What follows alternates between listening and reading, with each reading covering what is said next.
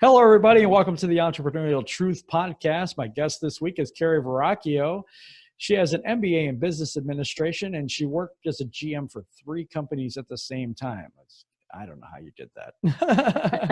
She has an undergrad degree in music and is in the international speech competition for Toastmasters in 2020. She is an empowerment and business coach for men and women. Welcome to the show, Carrie.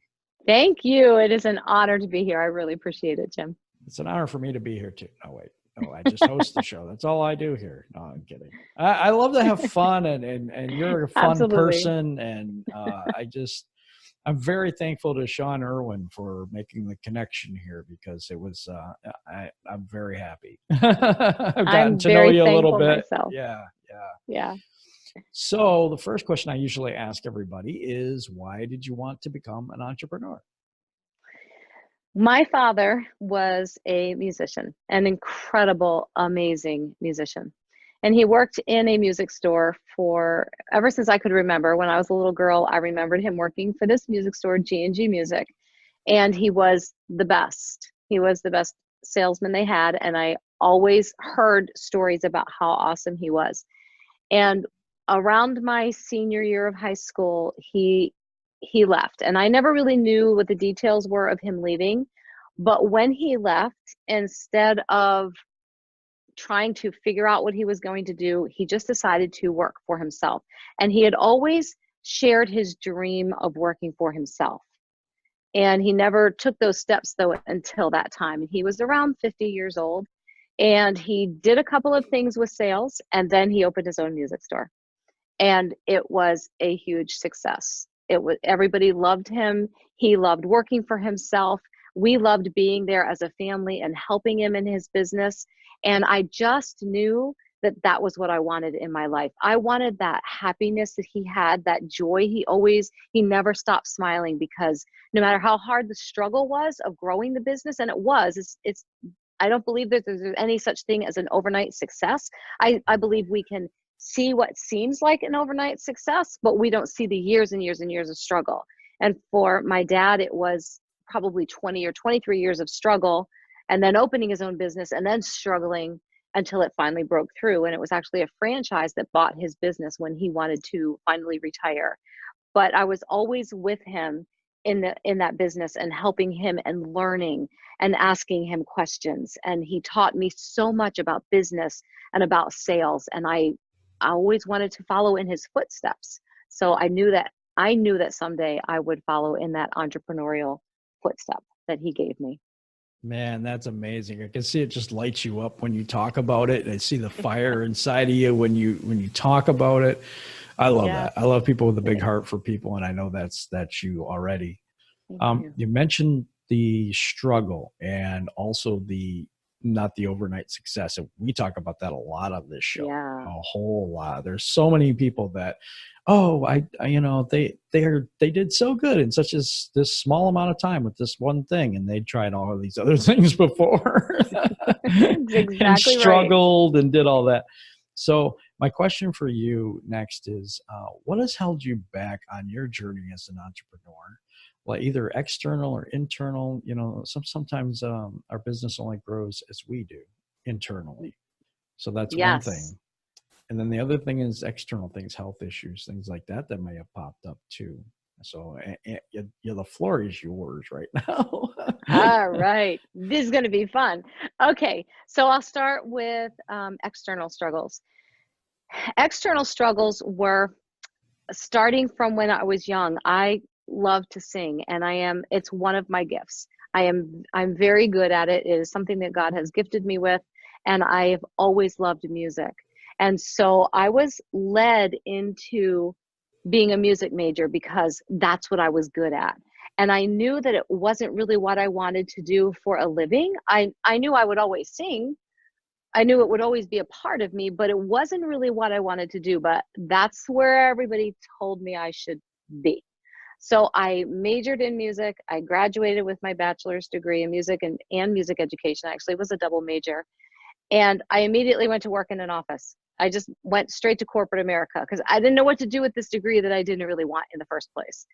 And I worked in corporate America, and then I took a break from I'll say I took a break from working and had 4 kids in 4 years, but I was working and I homeschooled them. And then when I went back to work outside of the home, I didn't really know what to do. So I went back to corporate America. And in that first job that I found, I started to move up the corporate ladder, and they offered to send me back to school for my master's degree in business if I would stay and work for them. And I really didn't know how to say no. So I said yes. And the whole time thinking, I don't even want this degree. And there were nights where I stayed up all night, like my statistics class. Oh, it was horrible because it wasn't my heart. It wasn't what I wanted, but I finished it. I got the degree. And though it was such a struggle to keep working in a job that I didn't want to be in. And it wasn't fair to me, but more so it wasn't fair to my employers because I couldn't give them the passion that they wanted in an employee. I was loyal. I showed up for work every day and I did my job, but it just wasn't my heart. And I would be there at one job, they called me, my nickname was Mary Poppins, because I would go down the halls offering everybody coffee every morning and sitting down and asking them what their dreams were. And because that's what I wanted to do, was help everybody live their goals. That was my heart. So those were my external struggles, were people lovingly guiding me, but not really listening to where my heart was in their guidance for me. They looked at gifts I had and just assumed that that's where I should be. Internally, I felt inadequate to do what I wanted to do because I hadn't had any formal training, say in counseling or psychology. And I didn't know there was a huge difference between a counselor and a coach at the time. So that kind of held me back. I was also 100 pounds overweight, and that always held me back. I always felt so self-conscious that putting myself out there seemed like I just held myself back because I told myself nobody would like me and nobody would want to hire me. And it was just a lie I told myself, but those internal struggles were very, very real. And it took a lot for me to overcome them and to just take hold of them and say, you know what? I just have to stand up for myself and say, this is who I am. I am a coach. It is internal inside me. I love to help people. My ideal job, if I was still in corporate America, would be to be a dream manager where you sit down with all the employees and find out what their dreams are. And then as a company, you help meet every employee's dreams. That would be my dream job in corporate America, but most companies don't want that. So I decided to step out on my own and do what my heart was telling me I was supposed to do. And the interesting thing is that when I stepped out and I formed my corporation, Bella Vita, which means beautiful life, the day that I did that, my mom said to me, "You're just like your father. He started his company at 51, and so did you." Aw. And it just all came together. Yeah. See, I think that when you have multiple talents and people can see that, it's very difficult for you to choose one. Yes. I kind of go Very through that hard. struggle too. And when I was coming up, I'm like, I can do this and I can do this and I can do this. I can do podcasting. I can do coaching. I can help people. I know I have the ability with voice to do a lot of things. So, and there was pressure on me to do just a bunch of different things, Yeah. So I really do understand that. I understand where you're coming from, where it's like people, they care about you. They want you to make you to make it in life, but sometimes they don't really know you on the inside. Yes. I think everybody is called to a certain thing, a purpose. Mm-hmm. And so when you have that purpose inside of you and you can't go anywhere else because it's not congruent with what you believe inside. Yes. I agree. So you started coaching, and how is that going? I mean, how does that work for you? I mean, I know it lights you up, but how did you transition to that from corporate? And then also, what struggles do you find getting that going and doing it at this point? So in corporate America, I was approached by a friend of mine. Well, she wasn't really a friend when I met her, but she ended up being a friend. She ended up turning into a friend who talked to me about network marketing. And Oh, the company was Beachbody. And she said, you know, you're going to love the product. She really helped me get healthy from the inside out. And she introduced me to this company and said, your title will be coach. And I was like, oh, well, that's what I want to do. So I signed up, and the first thing that she told me to do, she put a book in my hands from Brian Tracy, No Excuses. And she said, the first thing you do is work on you, and you start personal development. At that time in my life, I had never read a personal development book. I didn't own a personal development book. And now my motto is, he who dies with the most books wins. I have so many, and I just keep reading and I keep developing myself. And she taught me how to coach within network marketing, as you're a distributor, but in Beachbody, they're called coaches. And I really learned this love of reaching out and helping people meet a physical goal while they were meeting a financial goal. And I loved it. But I always knew there was something more. There was something deeper I wanted to do. I wanted to help people meet more than just a physical health goal. I wanted to help them live out their dreams, passions, and purposes. And I had made a promise to my brother before he died. He died at 48 from colon cancer. And I had promised him before he died that I would not stop helping people until everyone I could possibly reach was living life to the fullest, living life and more life. He told me, life is short, little sister, choose wisely. And I just knew I wasn't quite fully living out that promise I had made to him. And I reiterated it to my dad 4 years after my brother died, my dad died. And he reiterated that promise. Honey, you've made this promise. You've got to get out there and start trusting yourself that this is what you're supposed to be doing. So in February of 2019, I met a coach. Quite, I'll call it a God incidence. This woman came into my life, and we started to work together. And she said, you know what? I don't know if this, well, what she said was, do you like being a Beachbody coach? And I said, I love their products. And she said, I didn't ask you that. I asked you if you liked doing this. And I looked at her across the screen and I said, I just feel like there's something more for me. And we started to work on putting a product together, an online course with group coaching that then went into one-on-one coaching. And that was how I approached it. I was scared to death. She gave me a cutoff date to launch, and I called her a week before and I said, I'm not ready. I'm not launching it. And she said, we already set the date you're launching it. And I did it. I just put it out there, terrified, messy, did it. And it was amazing to take a group of women through an online course that I wrote, to have group coaching calls every single week, and to watch them grow, and to watch them all want to go over into a mastermind and start launching their own businesses. My business coaching just grew organically as I worked with women on being empowered. And then they were like, well, how do I do what you did? And it just grew from there.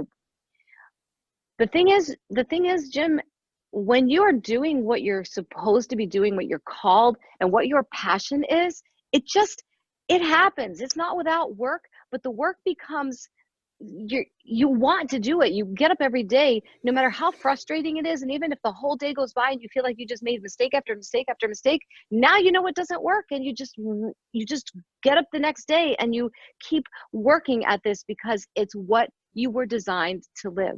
And my goal is to help men and women reach these goals and live their dreams, live their passions, know what their purposes in life are before they hit my age, or to help a young girl in her 20s turn it all around now. I wish I had had that when I was that age. And no matter how young or how old you are, it's time to take hold of it. And it sets me on fire. It does. You're just lit up, and I can see it when you start going into the coaching aspect. You're just like, and I think what it was for you with Beachbody, it was like, okay, I can take these people and I can help them get healthy. But what if that's not their dream? What if they're already healthy and they want to start a business? I can't reach those people, and those are the people I feel like I'm supposed to work with, or I vibe with.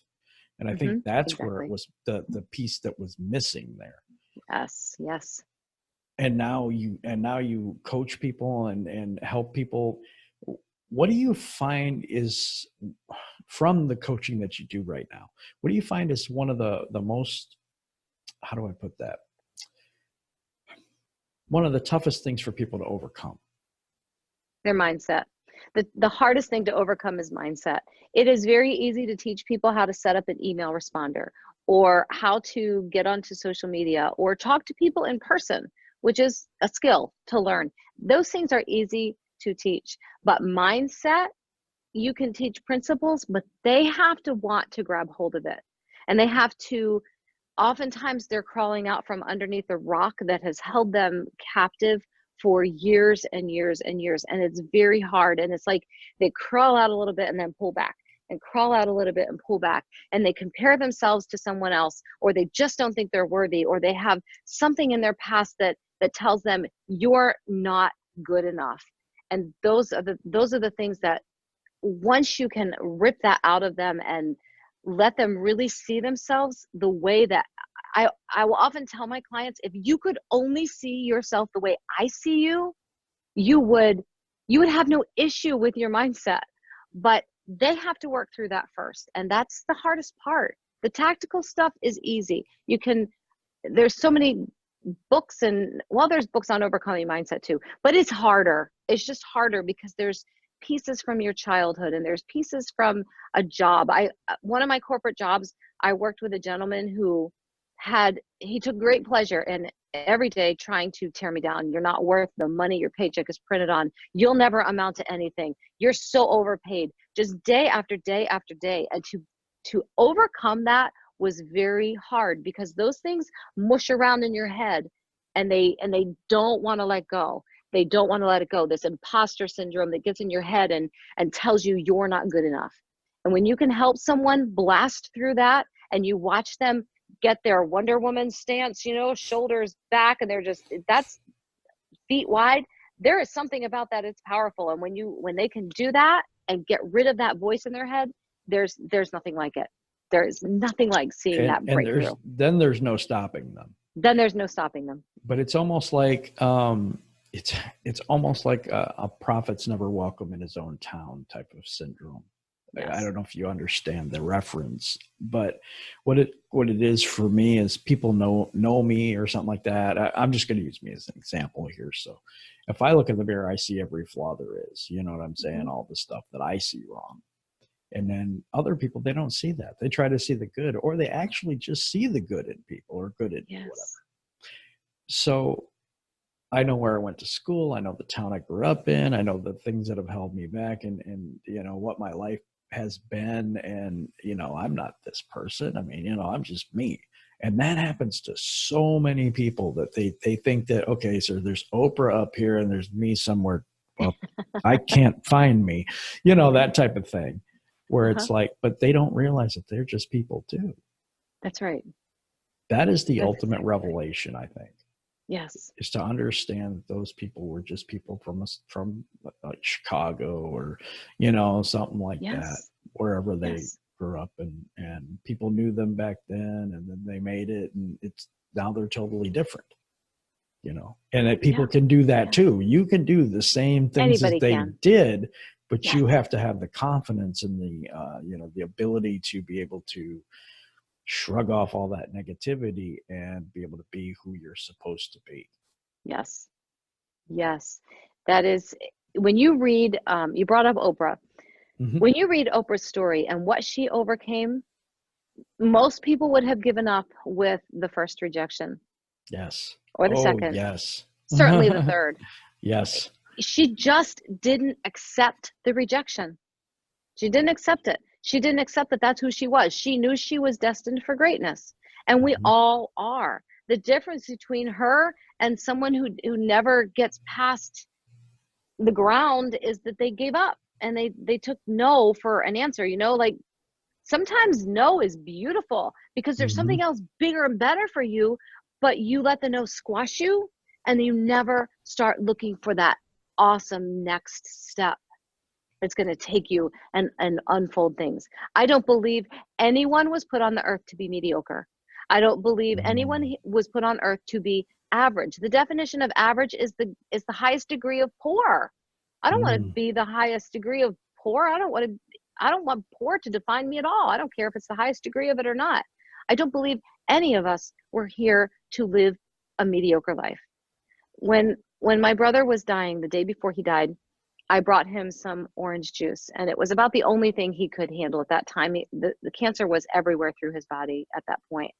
And he sat up in his bed, and I was trying to help him drink this orange juice, and we put it on his nightstand. And I said, Bill, what else can I bring you? What else can I get for you? And he took my hand and he said, life, more life. And I would have given him every ounce of life in my being if I could have. He was a brilliant, brilliant person. But he taught me how to live while he was dying. While he was dying, he actively embraced life, and he lived it to the fullest. And there was never a time that no was said to him that he let it get him down.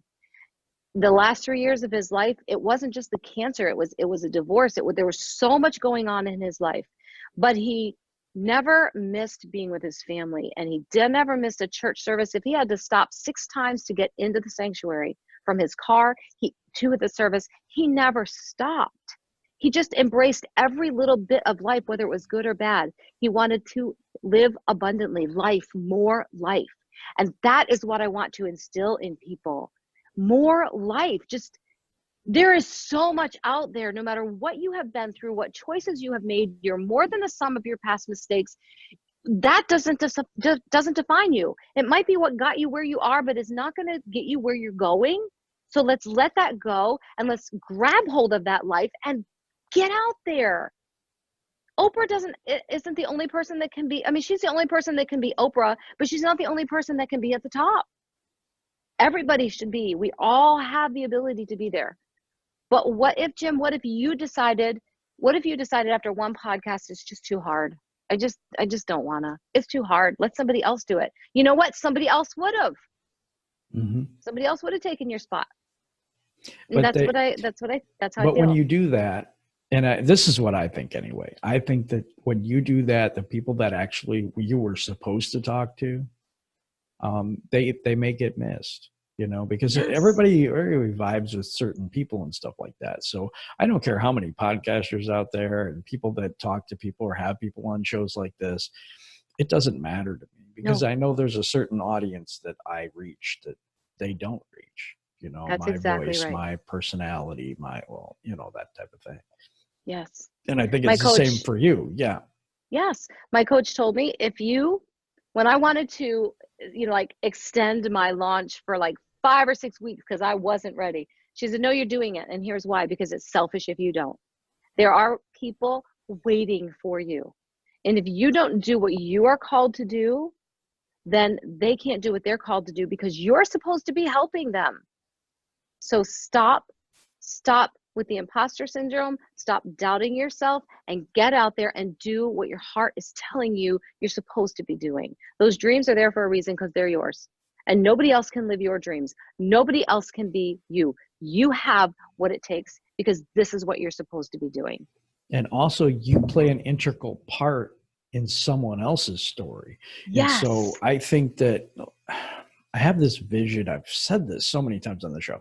It's like a staircase, but it's all hands of people helping other people walk up, and everybody's lifting that person up. But it takes more than one. It takes all these people working together with every different gift that each one of us has, and put it all together to make some place where we can lift these people up and get them to where they need to be, so they can in turn reach the other people that we're not meant to reach. Yes. I don't know if that makes sense. It makes perfect sense. Have you ever run a Spartan race? I have not. Okay. I've done one. I ended up leaving in an ambulance, but we won't talk about that part of the story. In the beginning of the Spartan race, you stand in groups, and then as you get closer and closer to this very, very tall wall. And it was my first race. I really didn't know what I was in for. a group of people asked me if I'd be on their team for the Spartan race, I was like, okay, I had no idea you're supposed to train for these things. I didn't know what it was. Didn't know what I said yes to. Honestly, I didn't. But you get to this wall, and I remember standing there with my team, and I looked at the wall, and I was like, I'm out. I don't even know. And my teammate looked at me and he said, you just have to trust me because we're all in this together. All you have to do is step on my hands and I'm going to boost you up to the top of the wall. When you get to the top of the wall, you're going to fling yourself over and you're just going to drop down to the ground. But I stood there and I watched. And here's the thing though, there's a certain number of people on a team and you all need each other. The last 3 people up to the wall stayed there. And then when it was the last person's turn, they made a ladder of bodies down to pull him up. And then we all went up the mountain together. And if one of us hadn't been there, we could not have even scaled the first wall. Mm-hmm. We all needed each other. It was an amazing, amazing event just to learn about why we need each other and why it really cemented in me how I wanted to be there to help people because they were an amazing team. Even got me to the ambulance. It was great. I want to know more about that story. No, I'm just kidding. No, I mean, I think what gets missed often is our ability to reach people, because I think that we don't believe that we can. And when we don't believe we can, we pull back. When we pull back our gifts, our things that make us us, then that is lacking from the world. Yes. And so the people that we are supposed to touch are supposed to be included in this group, and we're all supposed to come together. And I totally believe this. I want more people with a big heart for other people to succeed, because the more we have those people, I think there's a tipping point. And I've said this almost every week now. There's a tipping point in this world. And if we have enough good people that are successful, that have the ability to help other people, I think that we can change the whole world that way. Oh, yes. Yes. If you can get enough people to step into their power, I don't believe that there's just a handful of people that are supposed to be doing it. We all are supposed to be doing it. We just get so weighed down with believing that, who am I? Well, who is Oprah? Yep. Well, who is Brendan Bouchard? Well, who is Darren Hardy? Mm-hmm. Look at their stories. Who were they? They were the kids sitting in first grade picking their noses, the same as we were. Yep. They just believed in themselves, and they knew that they were going to go for it, and they did it. And they they were walking in their passion. And I think that's the thing, because when you are going in a direction that you know you're supposed to go, then nothing will hold you back. That's right. You know, even we have, I say, what's your story? And that's kind of one of the themes in this whole entrepreneurial truth thing is your story is also not only what you tell yourself, not only your biography or whatever, but your story that's been told in your subconscious mind. Yeah. And the characters in your story, your parents, your friends, the people that you grew up with, teachers, all kinds of things that formed your belief system. Yes. And sometimes you have to break free of that and find other people that can lift you up and find new friends. It's just the way I feel about it sometimes. Oh yeah. Your circle of influence is crucial. What is it they say there? You become the sum total of the 5 people you hang around with the most. Yep. That's very sobering. It is when you start out, because you want to bring all these people up with you. The people that doubt you, the people that are negative towards you, your family members that say, what are you doing? You just get a job. What's wrong with you? But I love this one analogy, and it's the table analogy, where if you step up on a table and you try to pull someone up, it's so much harder to pull someone up than to have them climb up there themselves, because they'll pull you right down. Right down. Yeah. So it's really hard for me, because there's some people that I would really love to bring with me on some things like this, but I can't. They got to get there themselves. And everybody has their own thing and their own timing. And so Yes. I'm a believer now that I need to find people that resonate with me. I need to find people that I know understand what's going on inside of me right now, you know? Yes. Yes, absolutely. And with the table analogy, that's an analogy I use within my online course, Radical Empowerment. That we always did that when I was in high school. Mm-hmm. When we were on retreats, they would have one person standing on the table, one person on the floor. The one thing that one leader said was, stop offering your hand to the people who want to pull you down. Yep. Start offering your hand to the people who really want help coming up. And you can't want it for someone worse than they want it for themselves. You offering their hand isn't going to do it. You can't want it worse for them than they want it for themselves. They got to want it that bad too. And until they do, stop putting your hand down there, because they're going to pull you down every single time. It's like a shark. It's almost like you're going down into a shark tank, extend your hand to them. Yeah. I'm sorry. I'm just saying. And that's not to be rude or disrespectful or to say we don't care about people, because that's not the truth. That's not the truth at all. No. But you have to help anyone else. You have to help yourself first. That's exactly right. And make sure that you have the ability, the energy, the power to help someone else, because all this world will drag you down if you let it. Yes, it will. But you got to be able to surround yourself with people who care about you. Surround yourself with people that are good people and have a heart for other people. Absolutely. And then all of your collective energy together can help other people go up. And that's why at the vision with the hands and I love that. Everybody, basically they're walking on everybody's hands going up this like a staircase almost. I love that. Yeah. It's beautiful. Yeah. And I think that you are one of those people. I do. I think that you're one of those people that try to lift people up.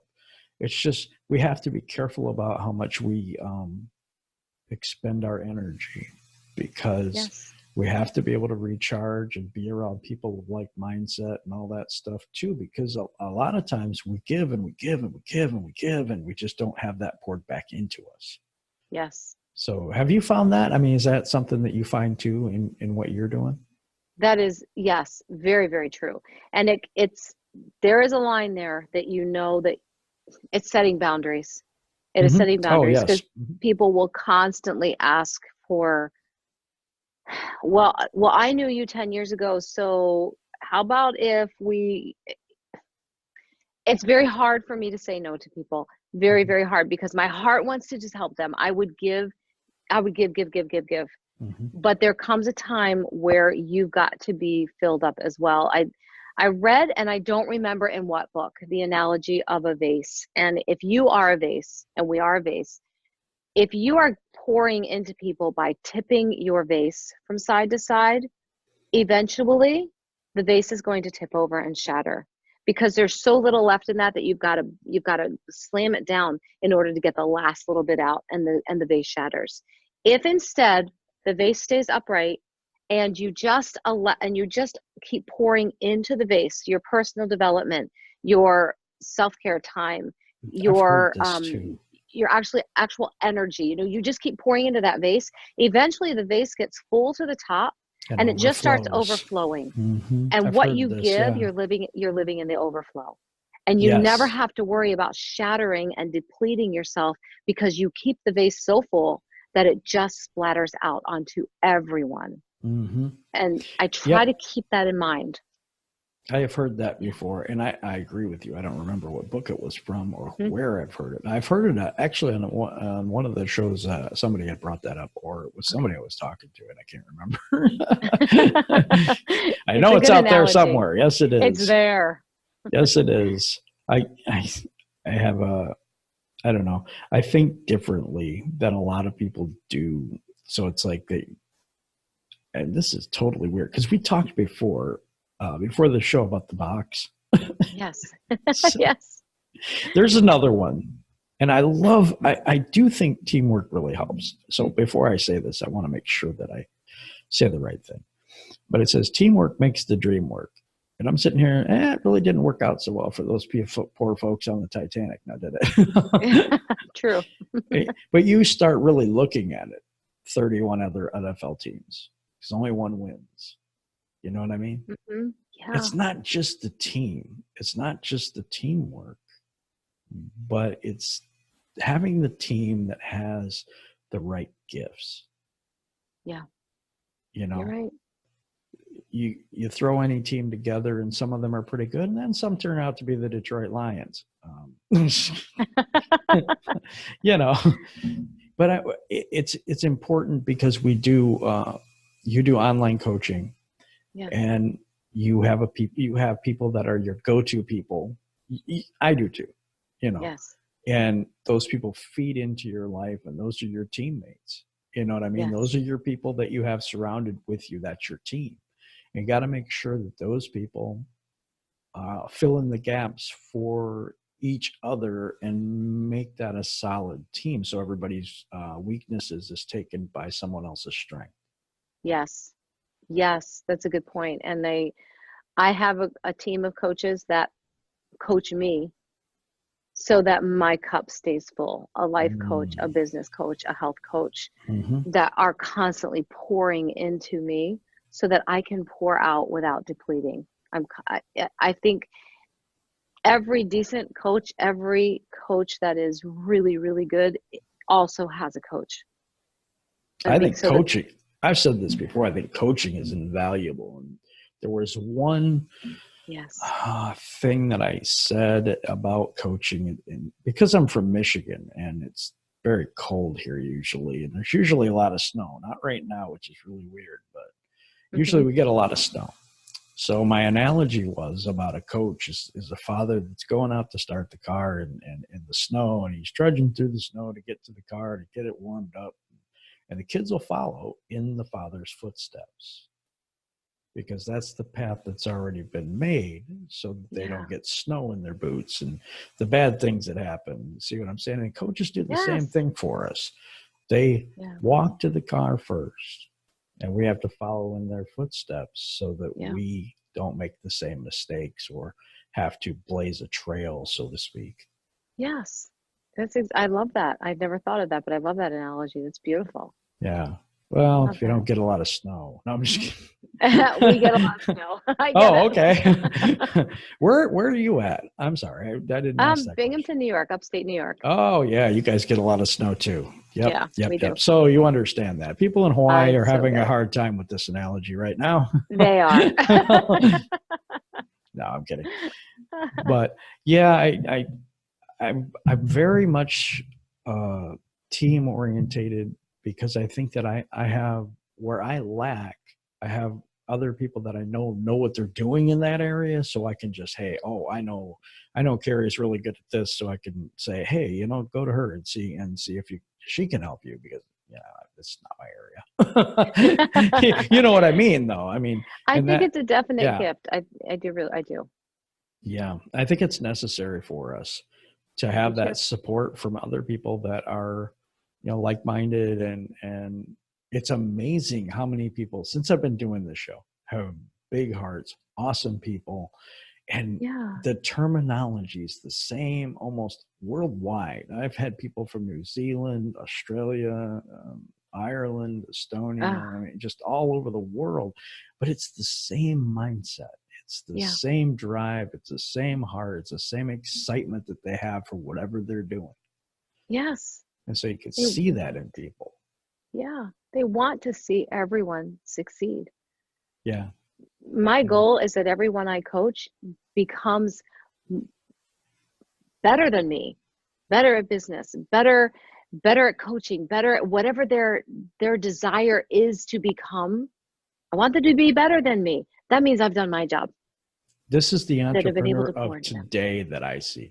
This is the entrepreneur of this time period right now. I don't see competition. I see collaboration and helping another get to that level. And I've seen this over and over and over again, where all these people just want to help someone else. If they're a good person, I've had I had a couple of things on the show where I talked to somebody and I kept trying to find out what their reasoning was for doing it. I'm trying to find their deeper self. I don't know if you know what I mean about that. I do. Their heart, basically. Yeah. And I had one, I turned them down. I said, no, it's not a fit for me, Yeah. because the heart was more towards money, and not, the helping people. The money comes when you help people. That's fine. Everybody needs to make a living. I don't think that's something that people don't understand. I also think when you charge people, I believe that they try harder, they do more. Yes, I believe that too. So I think it's necessary, because I think it's also necessary for us to do that, because then they're accountable and we can actually help them, Yes. But there's certain people, that's all they think about, and it's unfortunate. It doesn't fit with me, and I don't know, do you run into that at all when you're trying to help people or coach people, and like they come from a mindset of, oh, I want to make it big and I want to make money and I want to do all this stuff, and it just kind of sucks the life out of you. Yes, yes, because their only interest is in building a business and not building themselves first. And I don't know what it is. Okay. Yes, yeah. If you can't, in my mind, be successful without building yourself first. That's the foundation. To be a leader, to be a business builder, you got to fix yourself first. If your focus is on the money, it's slimy. You're just missing such a big piece. Yes. It's like your whole point is really off. Not that we don't need money. I'm not even saying that. Money's a tool. No. That's all it is. Yes. It's energy. That's all it is. You're right. Absolutely. That's it. Totally believe that as well. Yes. And you, I just think there's so much more value at the end of the day, at the end of your life, when you, I know your brother died. I don't know how to say it that way. I don't want to be disrespectful in any way, but it's like at the end, when you're at that point, what really mattered in your life? Yes. It's family, it's relationships, it's life, it's how you lived it, and you want more of it. Yes. Let's do it now. Yes. My brother told me just before he died, I'm 48 years old and I have yet to really live. It was only after the cancer diagnosis that he really began to live. And he said, you have time and you have a message. Don't let people not live. Don't let people not enjoy life because they're waiting for someday. Do it now, because you don't know. You don't know. We never dreamed that we would lose him. He was 48. He was so young. And we certainly, I had visions of sitting on a porch when my brothers were, 80 something, and I'm, the youngest, of course. But sitting there with 80 them, and you're like 50? No, I'm kidding. Yeah, that's it. Okay, we would have all been in our 80s. We're sitting on a porch drinking iced tea and laughing about the good times. And we don't have that. Mm-hmm. And he said, you know what? Don't let people think they have forever. They only have this moment. Enjoy it now. Stop chasing things that don't matter. Mm-hmm. Things that don't follow your passion, what you're supposed to be doing, your purposes. Stop letting that go because you think you want to make money. Money comes, happiness doesn't follow money. Money follows happiness. The happiness comes first. Right. Absolutely. The money follows. But also, have you ever done this? And this is for people out there and you as well, but have you ever done this? It's like, oh, I just can't wait because we're going to go on vacation on Friday. It's Monday. So you're just counting down the days. So you get rid of Monday. Oh, I just wish that these days would be gone. I'll tell you, I've done this a lot in my life, and now that I'm older, I wish I wouldn't have. I wish I Yeah. would have lived every day instead of waiting for Yes. that Disney World or or whatever it was, a day Yes. off. We're waiting for the weekend. Just can't wait till this week is over. This day is over. Yeah. You don't get those back. You don't. You don't. My grandmother used to tell me, stop wishing your life away.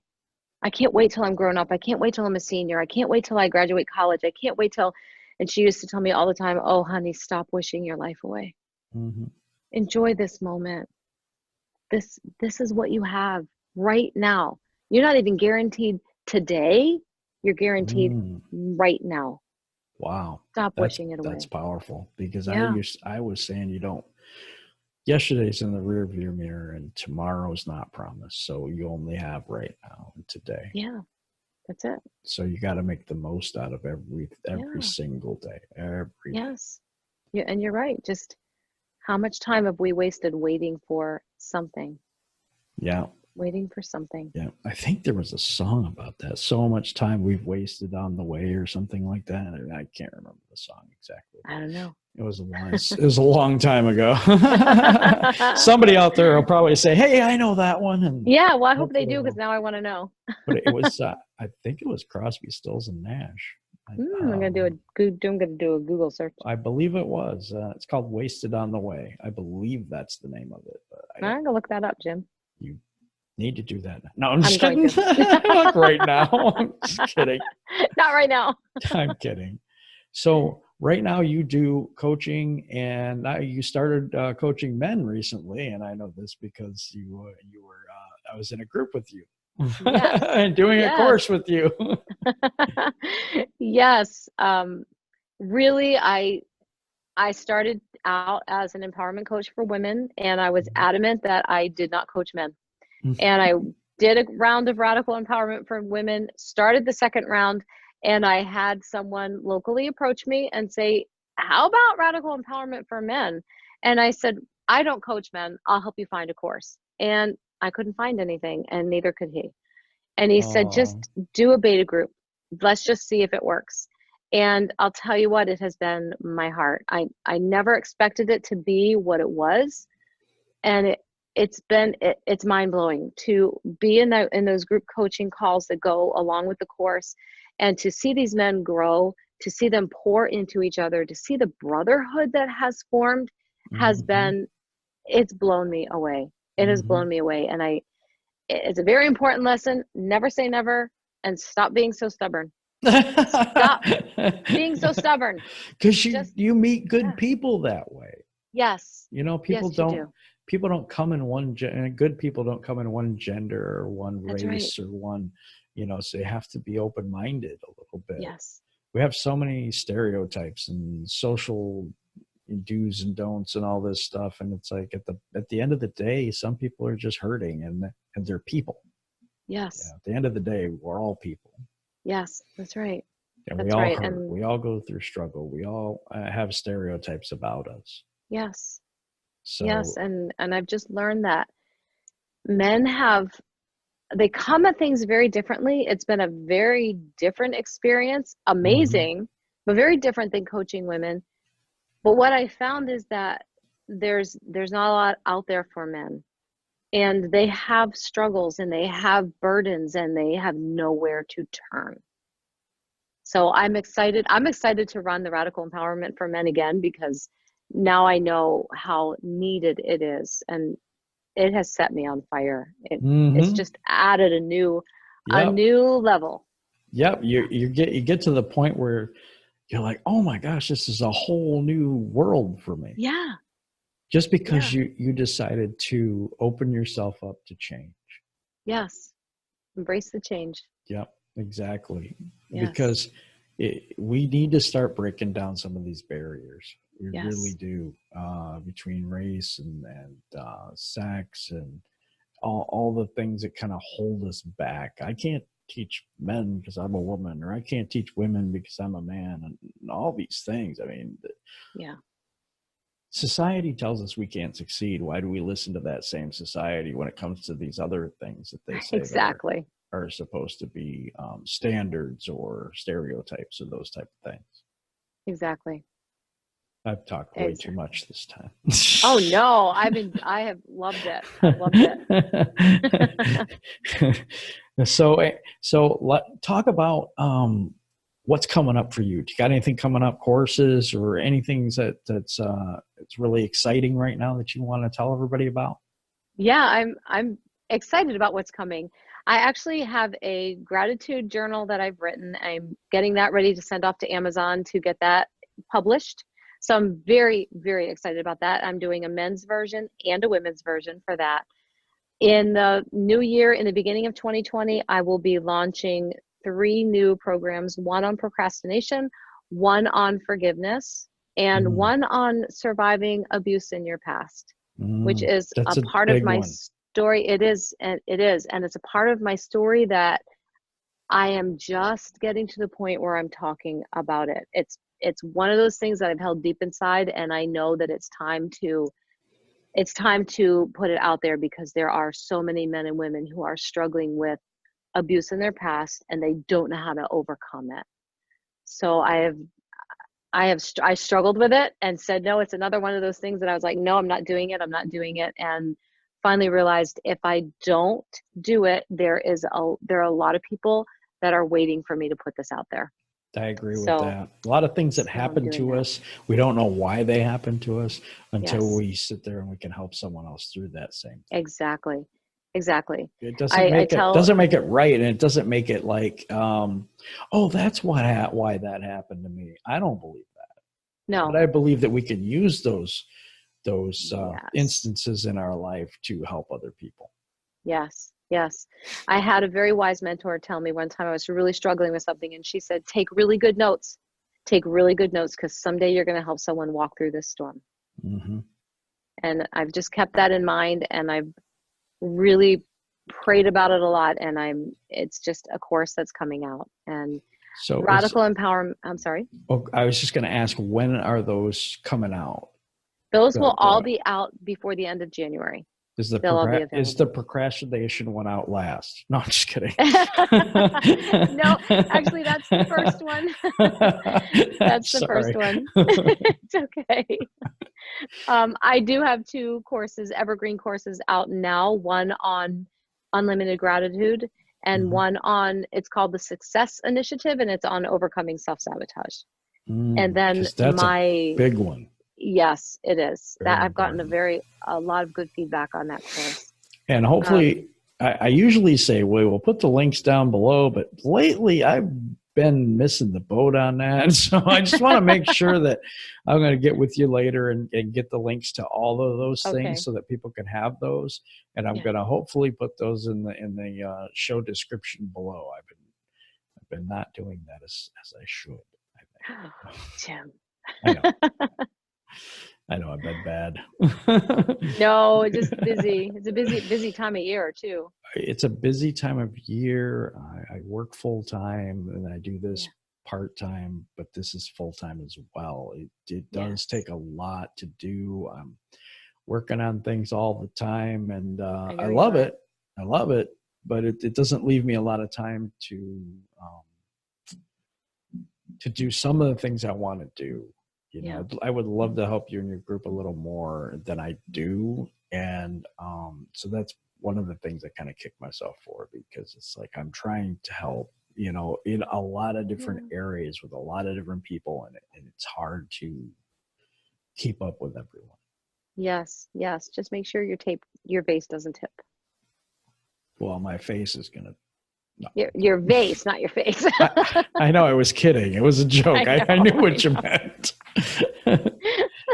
But this Awesome. has been amazing, and I think that a coach is absolutely necessary to your success and your growth, because they will see things in you that you don't see, Exactly. good and bad, and they Yes. will make you do things that you are uncomfortable with, which you need to do.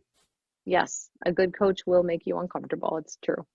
And so your business only grows as you grow on the inside. Exactly. So having someone that's been there before, it's like trying to go through a jungle and hack your way through when you don't even know where you're going. Yes. You got to find That's right. somebody who's a guide and can lead you through to where you want to go. That's exactly it. Exactly. And so I know Carrie could do that for you. And if you want radical empowerment, and that's right. I need to get the terminology correct, because Yes, my signature course, online course with group coaching, is Radical Empowerment. yes, That will launch for the women in February and the men in March of 2020. The other courses are evergreen. Yeah. Yeah. See, and so it's radical empowerment. I had it right the Yes. first time. That's really good. Yes. Also, I don't know, something's hit me about 2020, and I don't know why, but it's this thing, I've put it in different groups. It's called 2020 Vision. I love that. It's the vision for 2020. And of course, I don't have that eyesight wise, but no, it's something about this year coming up that I think will be a transformational year for the online industry. I really do. I believe that. I think something's coming. I do. I believe that. I think there's going to be a lot of breakthroughs. I think there's going to be a lot of people that work together more than apart. More teamwork, more collaboration. Exactly. Yeah. I feel that yes. too. I yes. really do. And I think that entrepreneurs feel lonely, even though they're surrounded by people. A lot of times they feel lonely. I think so. That's going to start to change, coming up. So it's just things I've been feeling about what's going to happen. And I am not a prophet. I don't know. I just this is my feeling. This is my gut feeling, is the theme for 2020 is 2020 vision. Yes, the I vision feel it for too. yourself, the vision for your future, and the future of, I think, the whole world. I think so too. So this has been awesome. Thank you. Do you want to say goodbye to everyone? Goodbye, everyone. Yes, what I want to say is, believe in yourself. You are so worth it. You are so much more than you give yourself credit for. So much more. And you deserve to live in your passions and in your dreams. You deserve to be building your own dreams and not someone else's. Whether that is a side hustle thing or a full-time thing, there is something. Nothing breaks my heart more than what is it you love to do, and to hear someone say, I don't know. That breaks my heart, because they've forgotten how to dream. Don't forget how to dream. And if you have forgotten how to dream, let's get it back. Let's get it back. I love that. I love that. Well, I appreciate you joining me, Carrie, tonight. And also, I'm supposed to say subscribe to the channel and hit a bell thing or something. So I'll say that now. But I really would like you to get in touch with Carrie if you believe that you're stuck and you need that coach to push you, to empower you, to help you to become that person that you are supposed to be, not the person that you are now. If you're struggling with that, I encourage you to see Carrie. I will have her Facebook information, all that stuff in the notes, hopefully. And I want you to reach out. She's a good person with a good heart, and she'll take care of you. Everybody, thanks for watching, and we'll see you next time.